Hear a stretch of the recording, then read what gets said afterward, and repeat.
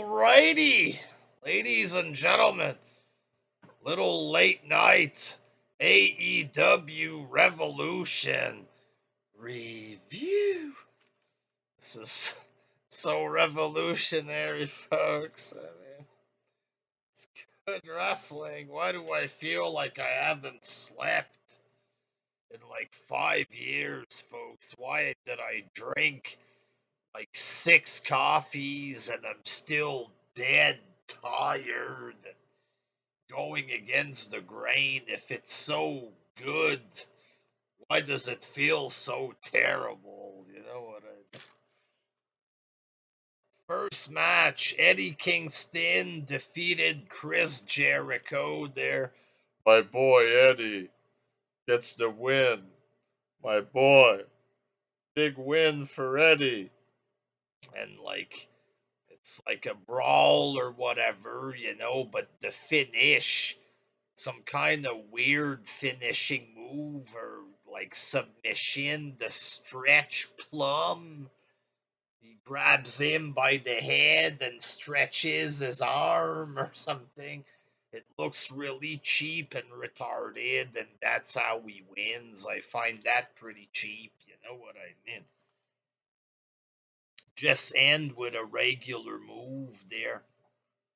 Second match, Luchasaurus and Jungle Boy, they defeat Young Bucks and Red Dragon. The Jericho and Kingston match, decent match, but weird finish. This match there, Luchasaurus, Jungle Boy, they win the match. I'm watching this, and the whole time it's kick, kick, kick, flip, flip, flip, dive, dive. It's always the same fucking shit. And generic tag team moves like the Young Bucks, a running bulldog mixed with a drop kick. That's not innovative offense. You're just throwing in a shitty drop kick over top of a generic move. Like, this isn't impressive. It's the same match over and over again. It's ridiculous. Straight up, like, but Meltzer's gonna like it. There, me personally, I'm falling asleep, but you know, Meltzer's gonna say it's better than WWE, boy, and that's what matters. Third match, Wardlow defeats like 10 people there, Keith Lee, stuff like this. And he wins the face of the Revolution ladder match. It's 6 guys with a ladder. You grab a big donut, a big Cheerio, the brass ring or whatever. Basically, this is a shitty ripoff of Money in the Bank. That's what it is there. Except of meaning something with the Money in the Bank. It's a shitty plastic loop, a brass ring or whatever. It's Money in the Bank with a worthless prize, and it's performed by shitty jobbers. That's what it is. It's a shit version of Money in the Bank. There's nothing innovative here. This is a shit company. Fourth match, Jade Cargill defeats Ty Conti in a low quality garbage wrestling match. Yeah. Fifth match, CM Punk defeated MJF. This was decent, I guess. What was the best part, folks? Was it the dog collar match? Because that's big time. I mean, it hasn't been used since NWA 1975 there, but Punk chose that, so that's the match now. Dog collar. Um, was it this generic, awkward match with the chain that's not really fun there? Was it the blood that was the best part? The generic thumbtacks? Why do you need to bring thumbtacks into this match? I don't know there, but thumbtacks came out Wasn't that, folks? The best part was Punk, man. He had his old Ring of Honor team or whatever there, and he was wearing his Ring of Honor shorts. I mean, those are the same shorts he wore in Ring of Honor, folks. That's what made everything special. Like, can you imagine? Like, me, I come from Hogan, you know what I mean? There was Sting, Ric Flair, and WCW, and we moved on, folks, to Bret Hart, Steve Austin, and you know what I mean? At what point did it become that, you have to mark out for a guy's indie wrestling shorts? Like, for real, at what point did completely separate the fan base? Like, if only I would have wasted 20 years of my life watching Ring of Honor, folks. I could have been marking out for his shorts, you know what I mean? But here's the thing, I'm happy. I'm happy that I'm not sitting there as a grown man marking out because CM Punk wore these shorts, his Samoa Joe shorts or whatever, Samoa Punk there. I'm happy I'm not jizzing for a man's fucking swimming shorts, his gym shorts there. You know what I mean? What the fuck has happened there to wrestling?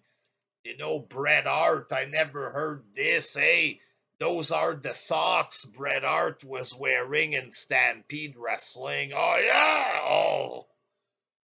Oh, those were his socks. Those are his shorts. He's wearing proper shorts of Ring of Honor. Like, this is amazingly, like, fucking lame. Like, straight up. And this made me depressed tonight because it shows me the big divide in the fan base. Like, it WWE fans were stuck always with freaks of other fan base there.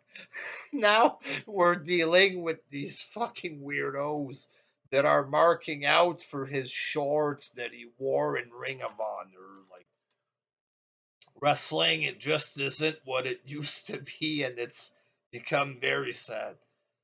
Sixth match, Britt Baker defeated Thunder Rosa with a shitty looking stomp or whatever. Just garbage, boring. Fuck. Britt Baker, I don't know. She was okay, but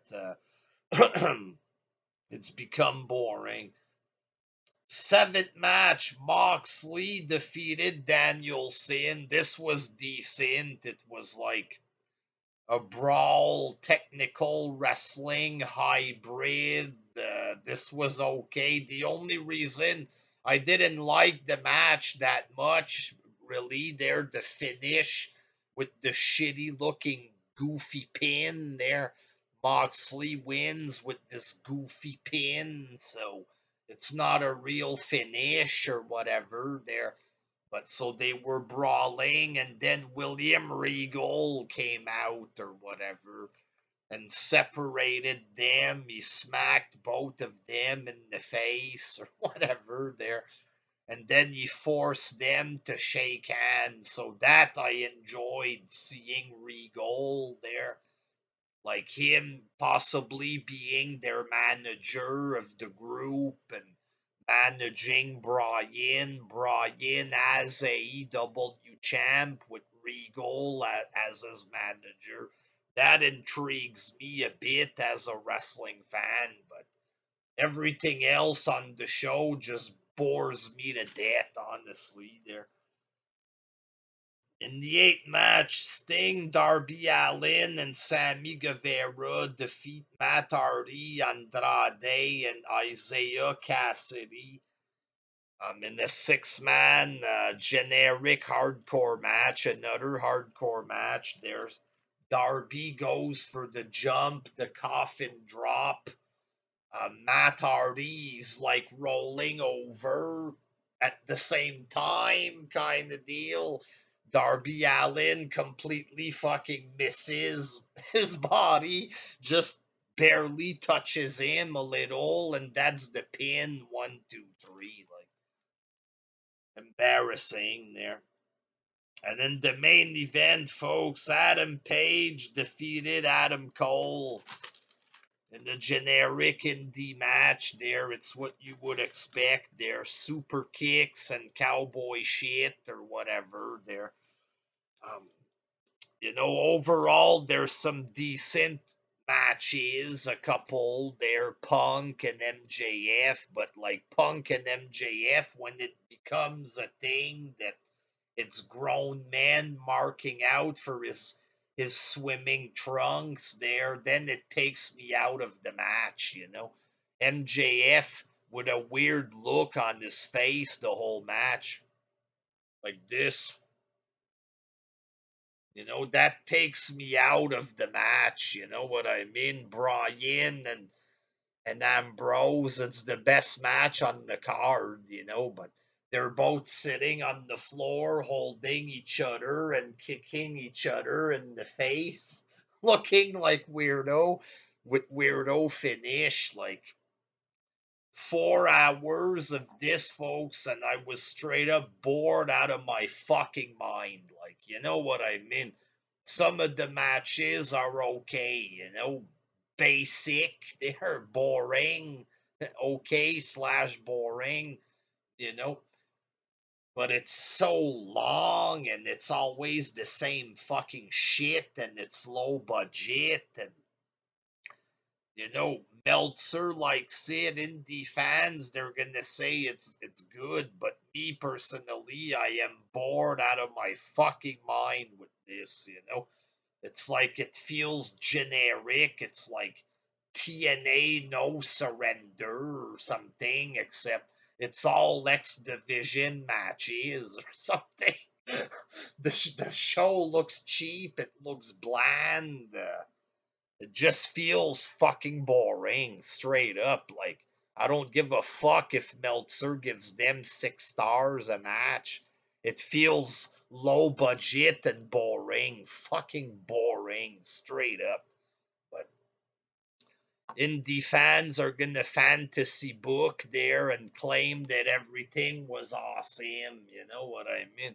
They have to invent how good it was because really it's boring, fucking generic matches done by a bunch of boring people on a boring show, folks. That's how I feel. Yeah. Until next time. Peace. Ha. 6 point. Just a 6 out of 10 for me, folks. Boring. Until next time. Peace.